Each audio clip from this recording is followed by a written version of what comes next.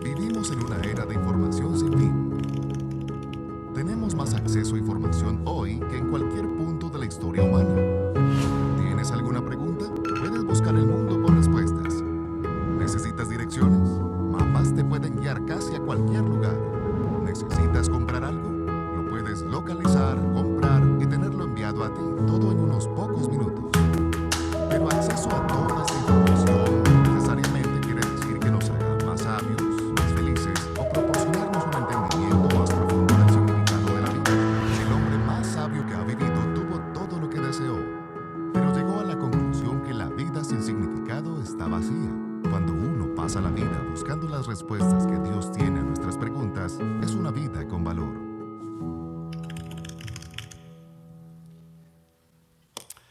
Pues nuevamente muchas gracias por estar aquí en esta tarde y ser parte de esta nueva serie con la cual estamos contestando a las grandes preguntas de la vida.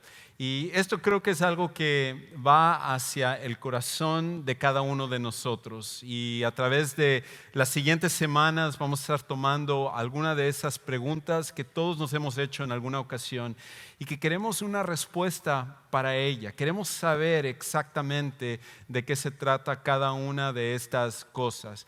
Y como decían en el bumper hace un momento, vivimos en una época donde hay más información que nunca, pero también es la época donde hay más desinformación que nunca. Porque a pesar de que tenemos el acceso en nuestros teléfonos, en nuestras computadoras, en nuestras tabletas, al final no hemos llegado a las respuestas que todos estamos queriendo encontrar.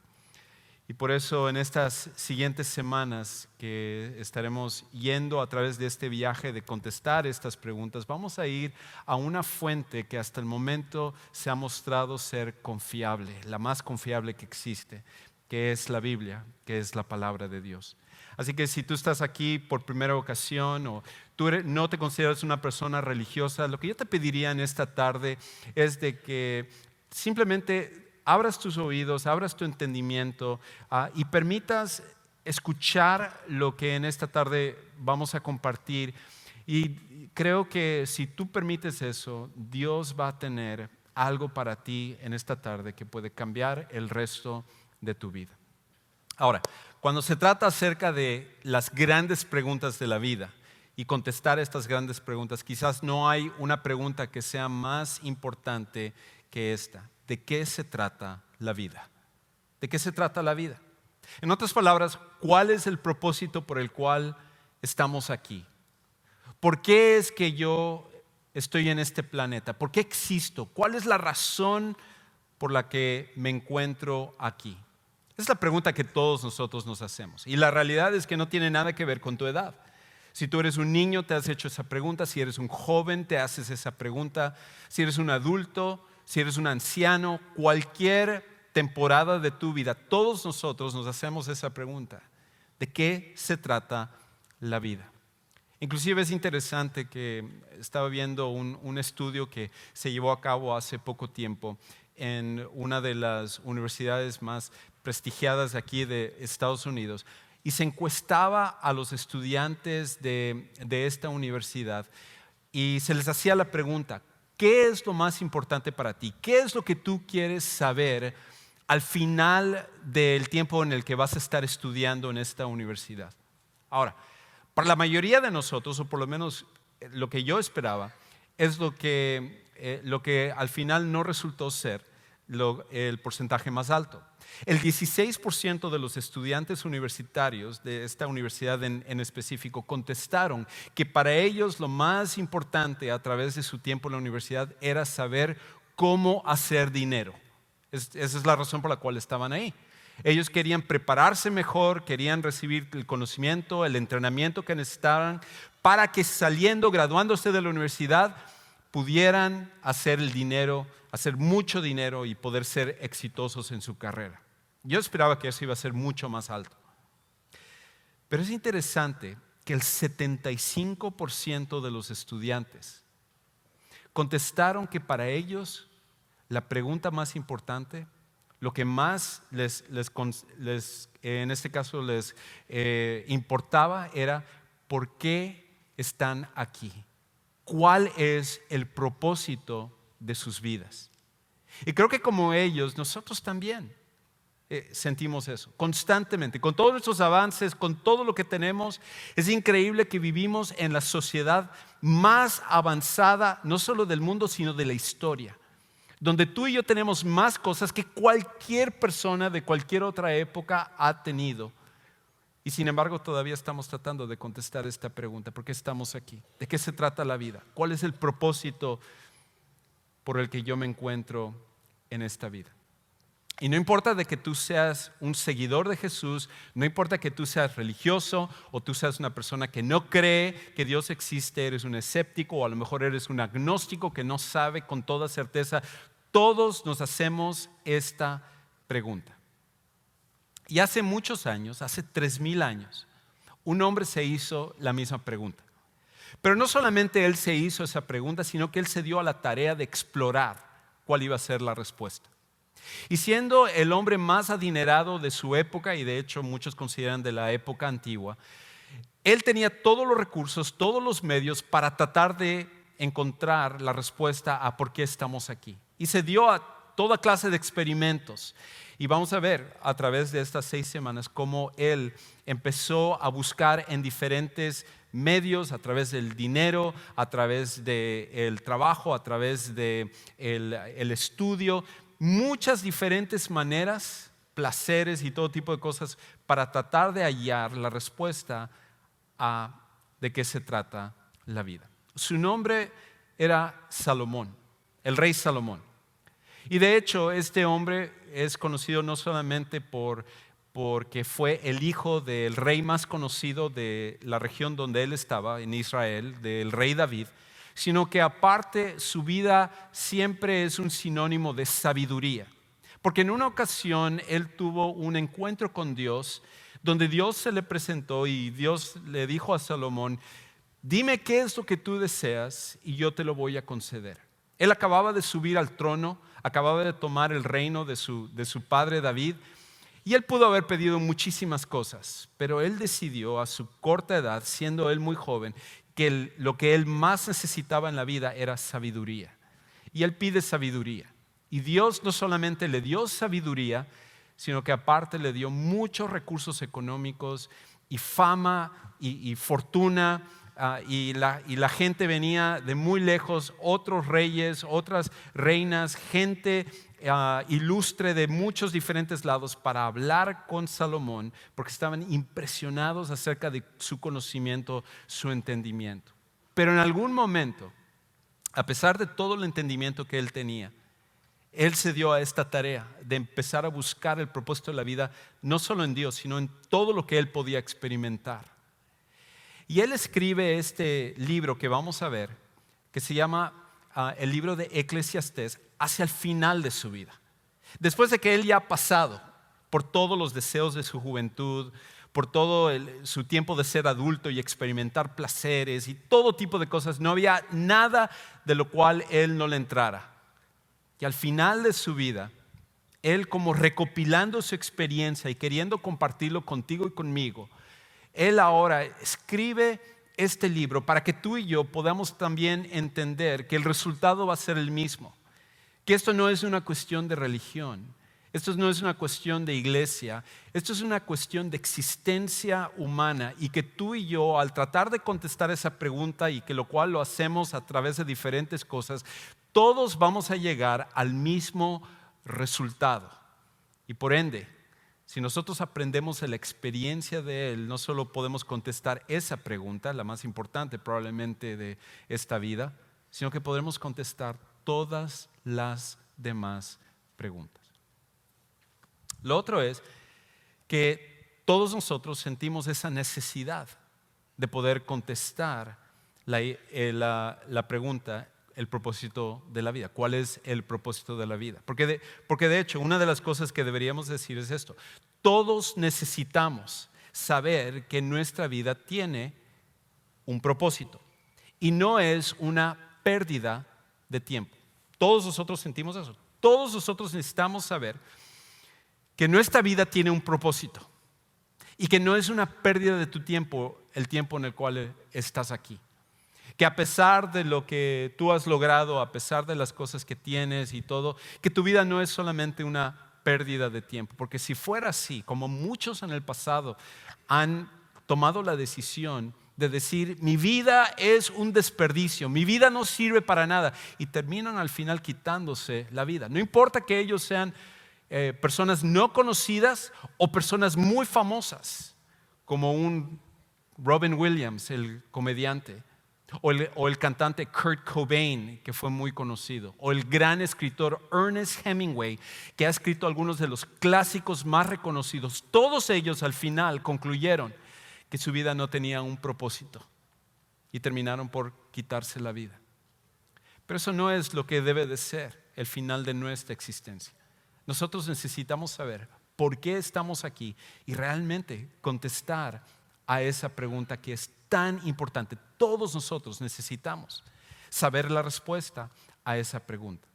Y por eso Salomón inicia esta pregunta o la respuesta haciendo una observación que creo que todos nosotros en algún momento vamos a conectar con ello. Y él dice en la primera parte, en el primer capítulo de su libro, en el segundo versículo, él dice esto: vanidad de vanidades, dice el predicador. Y cuando habla acerca de predicador, aquí es simplemente sinónimo con maestro, el profesor. Él es la persona que puede decirte por su experiencia cuál es la respuesta. Y él dice, déjeme decirles lo que yo he podido vivir. Y él dice, vanidad de vanidades, dice el predicador, vanidad de vanidades, todo es vanidad. Ahora, ¿a qué se refiere? ¿Está refiriéndose que todo está en la revista Vanidades? No es eso lo que está diciendo. Cuando usa la palabra vanidad, en realidad en el Antiguo Testamento, en lo que era en la primera parte de la Biblia, la palabra en el idioma original era un sinónimo de humo o de vapor. Entonces, contrario a lo que nosotros pensamos hoy en día, que vanidad simplemente tiene que ver con un enfoque desmedido sobre el aspecto personal, Salomón lo está utilizando más en este sentido, de algo que lo tienes por un momento y se disipa rápidamente, como el vapor o el humo. Algo que es muy temporal, algo que es muy transitorio, algo que al final, si lo haces el propósito de tu vida, de hecho se vuelve hueco. Y eso es otro sinónimo de vanidad. Algo que es hueco, algo que al final no puedes sostenerte. Y él lo que dice interesantemente es que todo en la vida al final es eso. Todo al final es hueco. Todo al final es transitorio. Todo al final está por un momento, pero termina por no llenarte. Y él, de hecho, empieza a hablar acerca de algunas cosas que nosotros pensamos que nos va a dar sentido a nuestra vida, que pensamos que podemos hallar el propósito de nuestra vida. No es una lista exhaustiva de cosas, sino que él simplemente da 3 que son populares y que él en su experiencia nota que no es la respuesta. La primera de ellas, él habla acerca de que el trabajo no puede ser la respuesta o el propósito de la vida. El trabajo no puede ser porque muchas veces sentimos que estamos dando vueltas. El trabajo no puede ser porque muchas veces sentimos que estamos dando vueltas. Y esto es algo tan popular en nuestros días. Esto es algo en el cual mucha gente se da a la tarea de poner su existencia, su enfoque, su propósito sobre su trabajo. Y piensan que a través de una carrera, a través de dedicarse a algún tipo de trabajo, van a poder hallar el propósito para sus vidas. De hecho, en nuestra sociedad, ese es casi el mensaje que se envía para nosotros. Porque si tú encuentras tu propósito en tu trabajo, tú vas a hallar no solamente una ganancia material, sino que en realidad tú vas a ser exitoso, vas a tener fama, vas a tener fortuna, todo lo que tú deseas, si al final tú simplemente te das a la tarea de enfocarte sobre tu trabajo. Cuando yo trabajaba en el distrito de Houston, yo conocí a un hombre que él se dio a esa tarea. De hecho, él llegó a alcanzar una de las posiciones más altas de todo el distrito de Houston. Era uno de los superintendentes y tenía a su cargo muchas escuelas y mucho personal, y la gente reportaba a él, y me acuerdo que cuando él pasaba todos casi se formaban, porque era una persona de mucho prestigio y una gran posición en el distrito de Houston, independiente de Houston. Y en muchas ocasiones me tocó platicar con él y trabajar con él, y él tenía un sentido del humor un poquito diferente, porque le gustaba burlarse mucho de las personas, quizás por la posición, no sé. Y me acuerdo que en una ocasión, sin medir sus palabras, me vio y con su dedo me agarró y me tocó en el estómago y me dijo: Juan Carlos, veo que estás subiendo bastante de peso. Y yo, ok, muchas gracias, doctor James, y agarró y se fue, y siempre bromeando de esa manera, un poco fuera de la forma en la cual uno normalmente bromearía. Y después de algunos años, un día, lo vi en el pasillo, y en vez de bromear conmigo como siempre lo hacía, lo saludé y él casi como que estaba completamente desenfocado. Él siguió caminando, solo apenas como que me reconoció y siguió por su camino. Ese mismo día me enteré a través de mi jefa en el distrito de Houston que le habían detectado a él que tenía cáncer, y que de hecho era un cáncer tan agresivo que le quedaban apenas unos meses de vida. Y eso cambió por completo su perspectiva de la vida, porque él había sido tan exitoso en el trabajo, inclusive se había ido a obtener doctorados, había estudiado en Inglaterra, reconocimiento en cada ceremonia del distrito de Houston, él estaba presente y todo, pero de un momento a otro su vida cambió cuando el trabajo dejó de ser el enfoque. De hecho, poco a poco él empezó a perder peso hasta el momento en el cual fue irreconocible. Y dicho y hecho, desafortunadamente después de unos meses falleció.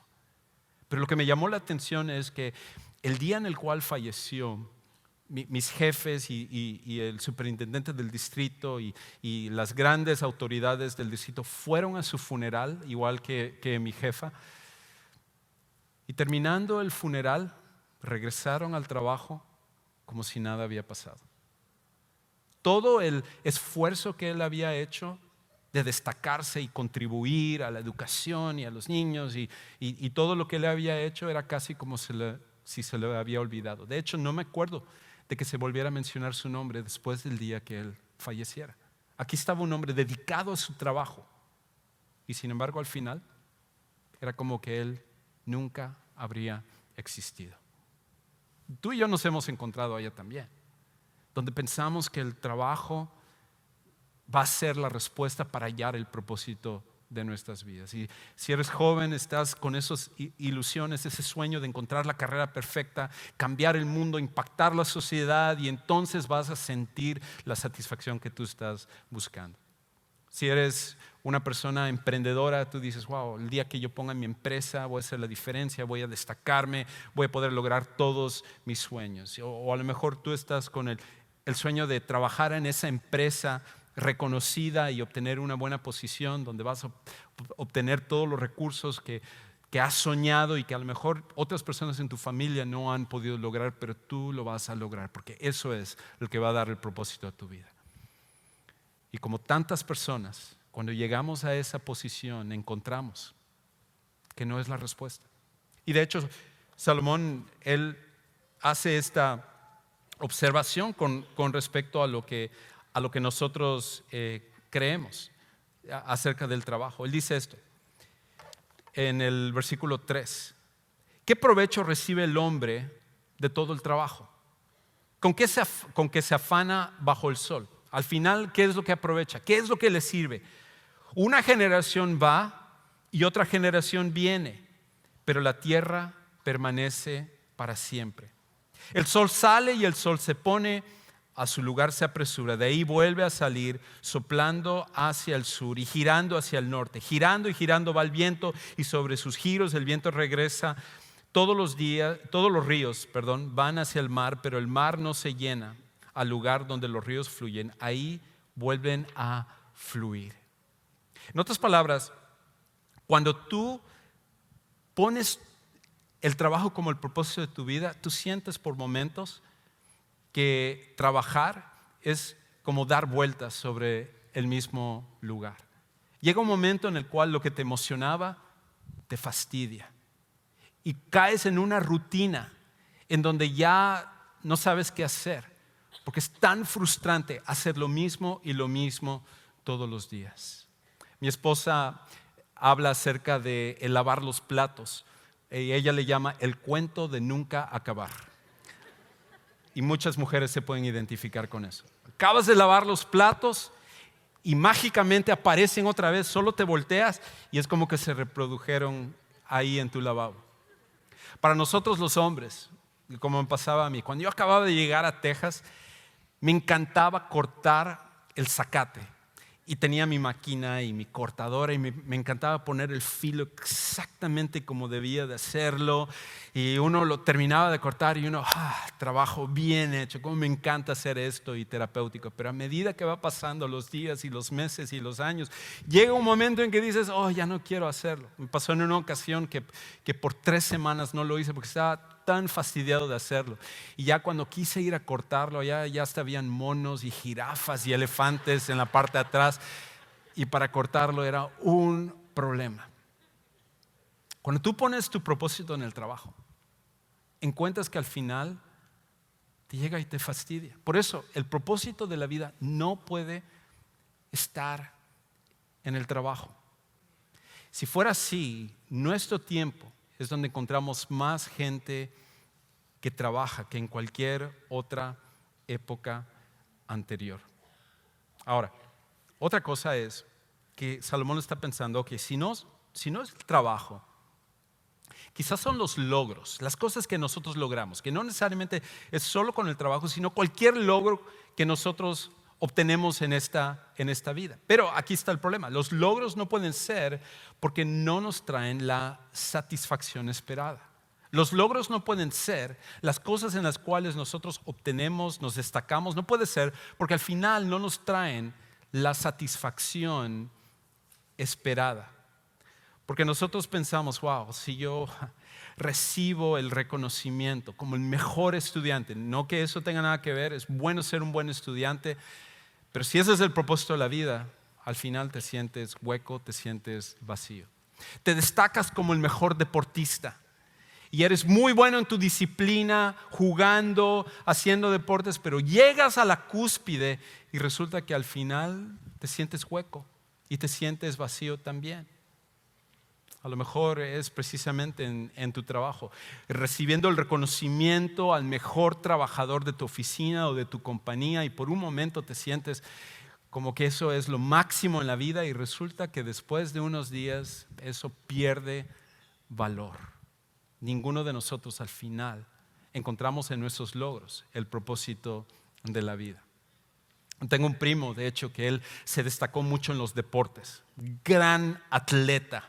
Y desde que era un niño y en su juventud, él jugaba no solo un deporte, jugaba múltiples deportes, sobre todo fútbol americano y béisbol era lo que más él se destacaba. Y me acuerdo que cuando iba a su casa, entraba a su cuarto, había toda una pared llena de trofeos a primer lugar, por todo lo cual él se había destacado.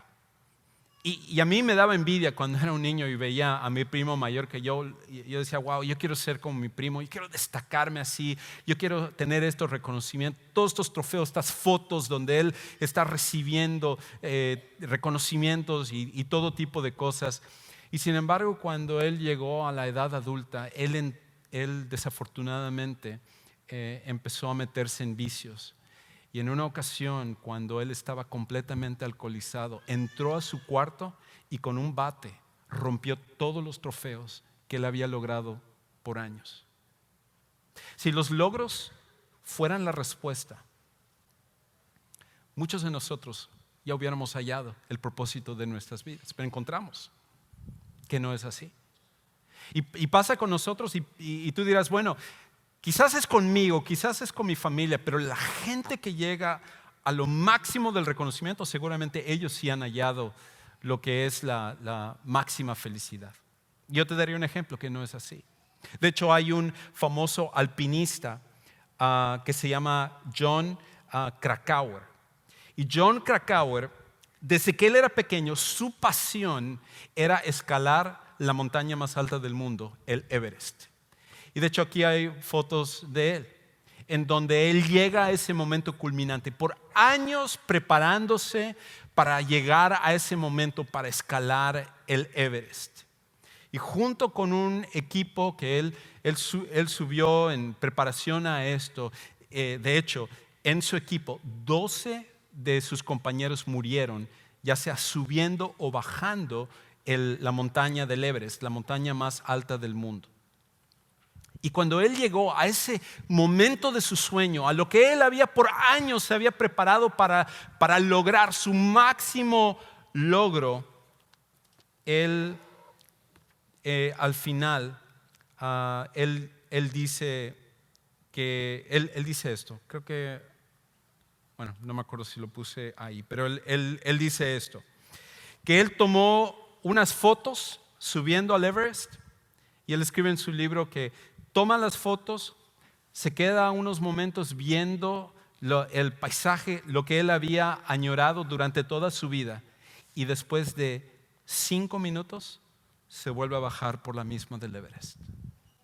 Su máximo logro, lo que él había soñado, lo que él había sacrificado, lo que otros habían muerto para que él llegara, y al final él llegó a esa idea. ¿Es esto todo lo que hay? ¿Es esto el propósito de la vida? Y en eso estaba vacío lo que él había logrado. Salomón le hubiera podido decir a él y a nosotros que la respuesta no está en los logros, y por eso en el versículo 8 él continúa diciendo esto: todas las cosas son fatigosas, el hombre no puede expresarlas, no se sacia el ojo de ver, ni se cansa el oído de oír. No importa cuál sea el logro al cual tú aspiras, no importa cuánto te sacrifiques, no importa cuánto sea ese reconocimiento, es solamente cuestión de tiempo para que eso pase a un segundo plano y el vacío que nosotros tenemos en nuestra vida regresa. Ningún logro al final te puede dar el propósito a tu vida. Pero entonces Salomón sugiere una cosa más, algo que es algo muy particular, sobre todo de nuestra época, y él dice esto: que lo novedoso no puede ser porque es engañoso. Lo novedoso no puede ser porque es engañoso. En otras palabras, nosotros vivimos en un tiempo y una generación con la información y la tecnología, los avances que nosotros tenemos, donde estamos constantemente buscando qué es lo nuevo que pueda llenar nuestra vida. Adoptamos un hobby, ¿verdad? En donde nos esmeramos en ese hobby, en lograr lo máximo que nosotros podamos obtener en el hobby. Algunas personas, por ejemplo, se dedican a los deportes y quieren ser deportistas profesionales y se entrenan y hacen todo pensando que eso de lo que va a ser la novedad, ellos van a hacer la diferencia, ellos van a ser los buenos en su disciplina y se van a poder destacar. Lo novedoso muchas veces es cuando vamos de compras, ¿verdad? Y ahora ni siquiera necesitas salir. ¿Cómo sientes cuando te llega esa cajita de Amazon a tu puerta? Estás listo para abrirlo y tú estás con la esperanza de, wow, esto que compré, esto va a ser increíble. Y lo es, sin duda alguna, por unos días. Y luego regresa a la normalidad tu vida. Es lo novedoso. A lo mejor tiene que ver con la tecnología. Compras el último teléfono o la última computadora, el carro más avanzado, y por un tiempo trae cierta satisfacción a tu vida, pero no el propósito de tu vida. Porque no importa qué es lo que nosotros tengamos, al final ninguna de estas cosas nos llena. Y por eso otras personas se dan a la tarea de estar en reuniones y fiestas, y por una época eso trae cierta felicidad y luego se vuelve cansado. Para otros es viajar. Dicen, yo quiero conocer el mundo, yo quiero conocer todos los lugares que yo he soñado, y viajas por el mundo y logras ir a todos estos lugares y al final encuentras que no llena tu vida. Que sí te trae una felicidad temporal, pero no el propósito de tu vida. Otros quizás con un poquito más de frecuencia llegan a esa idea de decir, yo me voy a destacar en las redes sociales, ¿verdad? Yo voy a poner cosas así interesantes que todo el mundo va a estar compartiendo con los demás. Todos le van a dar el like a ese post y me van a poner los comentarios, y busco las citas más increíbles y les pongo una foto de los lugares donde viajo, o que inclusive como. Estoy poniendo fotos así, wow, mira el lugar donde comí el día de hoy. Y uno está pensando, wow, eso es lo máximo, porque veo que la gente me sigue y tengo más seguidores y más amigos y todo. Y llega un momento en el cual lo novedoso cansa. Inclusive no es solamente mi opinión, es la opinión de una de las celebridades más conocidas de nuestra época, el famoso actor Sylvester Stallone, actor de sobre todo las películas de Rocky y Rambo. Él durante una época estaba fijado, estaba obsesionado con hacer tweets, y él mandaba mensajes sobre todo controversiales para de esa manera que la gente lo retuiteara y que lo compartiera, y de esa manera extender su fama. Ya es muy famoso, pero extender su fama. Y al final él dice esto, de hecho él escribe: solía tuitear, pero es un acto de inutilidad. Por cierto, vanidad, como es utilizado aquí por Salomón. Realmente no estás haciendo ningún impacto. Y si te encuentras con ganas de ser un poco controversial y publicas algo, de repente te das cuenta, oh Dios mío, ¿por qué me ha abierto a un montón de críticas de extraños? Hasta alguien tan famoso como él se da cuenta que lo novedoso rápidamente pierde su brillo. Pero otra vez Salomón nos lo hubiera podido decir, porque hace 3000 años él escribió esto, el versículo 9. Lo que fue, eso será, y lo que se hizo, eso se hará. No hay nada nuevo bajo el sol. Tú piensas que es súper novedoso lo tuyo, el jugar deportes, el ponerte en forma, en vivir para ti, en decir, oh, yo me voy a dedicar a viajar, me voy a dedicar a reuniones, me voy a dedicar a todo eso. ¿Crees que eso es algo nuevo? No. Déjame decirte, muchos lo han intentado antes que tú. Y dice, no hay nada nuevo bajo el sol. Hay algo que se pueda decir, mira, esto es nuevo. Ya existía en los siglos que nos precedieron. Y tú dices, bueno, yo no sabía que tenían Twitter en la antigüedad. No. Pero lo que sí tenían era el deseo de ser reconocido por los demás. Solo que ellos lo hacían a su manera. No hay memoria de las cosas primeras, ni tampoco de las postreras que sucederán. No habrá memoria de ellas entre los que vendrán después. Salomón dice, ninguna de estas tres cosas, ejemplos de nuestro tiempo, ni el trabajo, ni los logros, ni al final lo novedoso, está el propósito de tu vida y de mi vida. Y por eso esto solamente nos deja tres opciones. Al final solamente tenemos tres opciones con respecto a entender el verdadero propósito de la vida.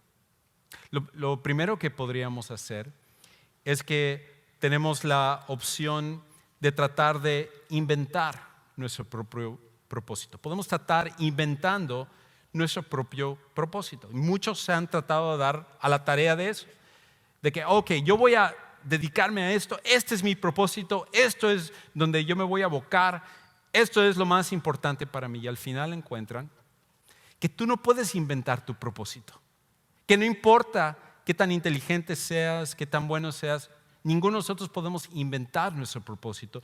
Nuestro propósito viene de más allá de solamente nosotros. La otra opción es esto, que podemos tratar de escapar de la realidad. Dices, wow, es que, bueno, después de todo lo que has dicho, me has hecho sentir mucho mejor el día de hoy. ¿Para qué vine a deprimirme escuchando esto? Entonces lo que me doy a la tarea es de escapar de la realidad que yo estoy pasando. Mi vida está me siento fastidiado, me siento aburrido, me siento como que no estoy haciendo y ni logrando nada, entonces voy a escapar de mi realidad. Y mucha gente decide hacer eso. Muchos jóvenes que se dan a la tarea de simplemente entrarle, por ejemplo, a juegos videos, porque es una forma de escapar de la realidad que están viviendo. Por eso los simuladores, sobre todo estas donde vives otra vida, creas el mundo que tú quieres, se dan a la tarea de vivirlo de esa manera. Otros, en cambio, escogen hacerlo a través de alguna adicción, el alcoholismo para olvidar tu realidad, o la drogadicción para olvidar tu realidad, o la promiscuidad sexual si no eres casado, o si eres casado dices una aventura, encontrar a otra persona. Eso es lo que me va a ayudar a salir de que mi vida se siente un caos. Y al final todas esas cosas, escapar de tu realidad, no importa cuánto tratemos de escapar de nuestra realidad, siempre regresaremos al mismo punto. Pero nos queda una tercera opción. Y esta tercera opción es donde hallamos la respuesta, y de hecho Salomón está tratando de dirigirnos, porque es a donde él también tuvo que terminar. Y la tercera opción que todos nosotros tenemos es esta: que podemos conocer el propósito de la vida al conocer al autor de la vida. Podemos conocer el propósito de la vida al conocer al autor de la vida. Y por eso constantemente en este libro, y vamos a estar viendo en esta serie, que él dice: no hay nada nuevo bajo el sol, no hay nada que llene bajo el sol. En otras palabras, es sinónimo con esta vida.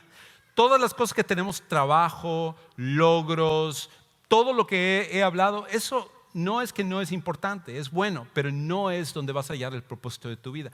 No puedes hallar tu propósito en la vida, nada en esta vida, sino que tiene que trascender esta vida. Y tiene que ser aquel que hizo la vida y que te hizo a ti y que conoce tu corazón y sabe cómo debes de funcionar.